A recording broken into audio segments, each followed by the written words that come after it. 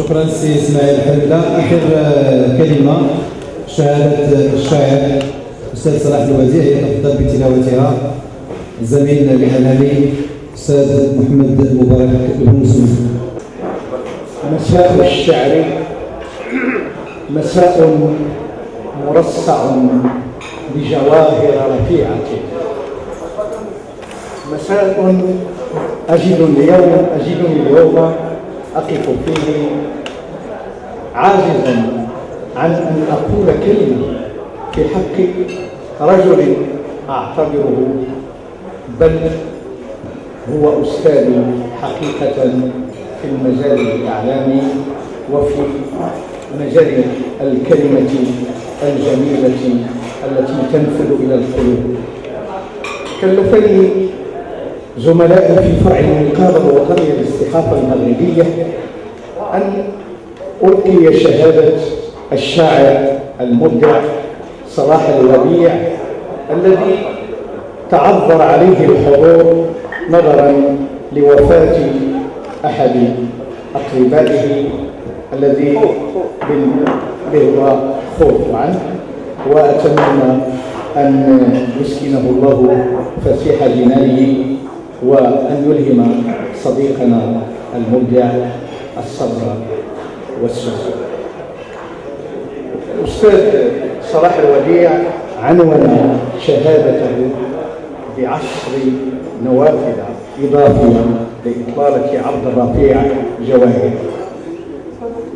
نافذة أولى: لست ناقدا لأقترب من عبد الرفيع بمبضع، أنا مدين لعبد الرفيع باستيقاظ ذوق الجمل، وأنا بعد طفل أبدأ مشوار التعليم الثانوي وأترجم برائعة القمر الأحمر.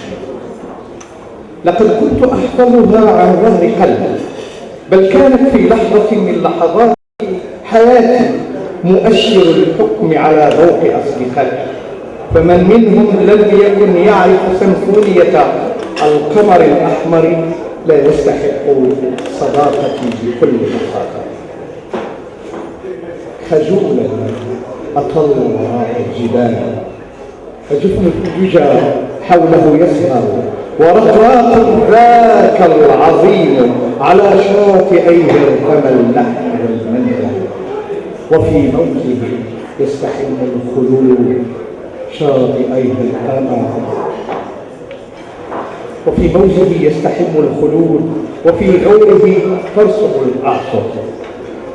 من أولى إيماءات اكتشاف العالم أمام أعيننا اليافعة ونحن نخرج في بدايات الستينيات من غبش الاستعمار، ونتوجه إلى أفق مستقبلنا المبهر المليء بالطموحات والإخفاقات والمتخذ بالفقد المتكرر والمكابرة.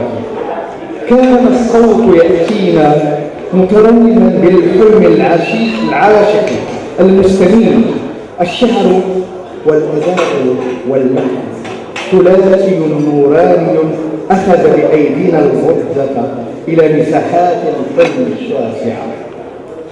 ثلاث قامات فارغة من مغرب يسعى إلى أن يحقق ويحيا نصيبه من الحداثة، تلك مغربية متأصلة يبرزها إبداع فذ يعود به بعد أن يفتح لي أبواب الاكتشاف الممتع، يعود بي ممتلئا إلى النحل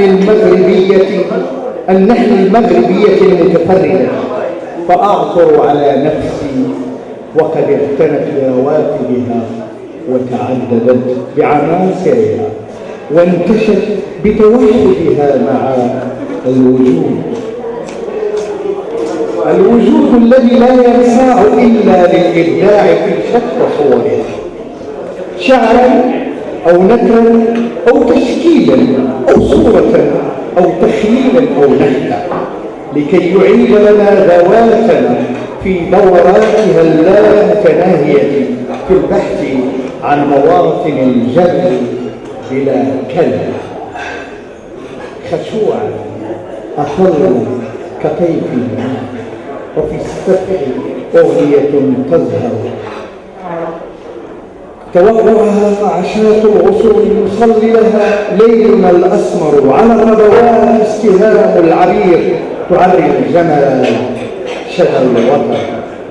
كفاح لم يبدأ البارحة فقط من أجل ملاقاة مصير الحداثي المرتشم إلى أجمل ما في تراثنا من جمال. كم من قصيدة أو لحن أو لوحة تصد عن حقلها الأول لتؤشر إلى مسافات لا تحدها حدود. كانت القمر الأحمر من أولى هذه البشائر في تاريخنا وما تزال. عودوا إلى القصيدة كلها، عودوا إلى الأغنية كلها، عودوا إلى السيمفونية كلها وسترون رحمك الله يا عامر.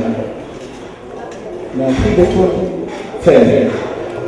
حين كان عبد الرفيع يتكلم عبر الأثير أو يظهر على الشاشات الأولى لم يكن الكلام يستطيع أن يقول كل شيء ساعتها. الزمن كان من تراب والفضاء من صليل والصدى من صهيل، لكن علامات الصرامة والفصاحة واختيار الكلمات ومخرج الحروف كلها كانت تخبر عن عنفوان متلاطم حتى لا يبقى بينه وبين البوح إلا حديث يكاد ينطقه الآخر. كانت الوجوه نفسها التي تشد جيلنا إلى الشاشة الوليدة ونجومها المتألقين الطاهر وبديع وعبد الرفيع، قدر هؤلاء كان أن يحفر حضورهم على الرخام القارس البرودة ليتركوا أثرا لا يلح في نفوسنا نحن المشاهدين، وهم رواد الصحافة المرئية والمسموعة في مغرب لم يكن يتسع لكل أبناء. نافذة ثالثة. الجريدة التي ترغمك على قراءتها من صفحتها الأخيرة. كم يعتقد المستبدون مخطئين أنهم يغلقون كل المنافذ ويكممون كل الأبواب. على مر التاريخ كان الأمر كذلك وهم دائما على خطأ. كل فرد فينا ممثل للبشرية والبشرية كلها ماضيها وحاضرها تتجسد في كل فرد. يكفي أن يدرك المرء ذلك لكي يخاطب كل الناس باللغة التي يعرفونها حق المعرفة، لغة القلب. الجريدة التي تعينك على قراءتها انطلاقا من الصفحة الأخيرة هي من صناعة عبد الرفيع. كانت السخرية هي طريقة الالتفات الذكي على تكميم الأحوال لكي تستطيع قول ما لا يخالف والتعبير عما يخالف كل صدر. كان قلم عبد الرفيع هو قلم الجميع، الشارع والكهف واليافع والرجال والنساء والمتعلمون والمثقفون وحتى من لم يؤتوا عالما أو علما ولا سبيل لفتح حرفه لأنهم عثروا على سلسبيل الكلام. نافذة رابعة. منتصف الليل بالسجن المركزي بالقنيطرة. رأسي على الوسادة وأذني على المذياع الصغير والصوت خافت بالكاد يسمع حتى لا يأخذ الخرس مني مذياعي الصغير. نافذتي على العالم. النوم يزحف رويدا فيباغتني صوت رائع على المذياع، صوت فتاة تتهجر غناء. أقول لنفسي هذا الصوت سيكون له شأنا. أستمع إلى النهاية رجاء باللمليك تعلن عن نفسها، ترتقي إلى أعلاها وتسكن قلوبنا بلا استئذان. بعد المغادرة للمركز أذكر أنني قابلتها حول مائدة مرحومة خالتي الأخت عبد الرحيم عبد الرحيم الذي جمعته بعبد الرفيع صداقة قوية تبادل فيها الزيارات والأحلام والمودة. سألتني رجاء وكان صوتها كله طيبا: هل تشير علي بشاعر مغربي؟ أريد أن أغني شعرا مغربيا. لم أتردد، أجلتها للكون وأنا أتذكر شغفي بالقمر الأحمر. طبعا هناك عبد الرفيع، وأظن أنه سيقبل لو فارقته بالأمر. كان ما كان، وغنت رجاء لعبد الرفيع أجمل الأغاني. فيما بعد أذكر أنني اقترحت عليها قصيدة من قصائدي ولم يسعفنا الزمن، ورحلت إلى الشرق وبقي المشروع معلقا. عادت رجاء وهادفتني وجاء صوتها مشرقا. كانت كمن يسابق الزمن: صلاح، أريد أن أغني قصيدة من قصائدك.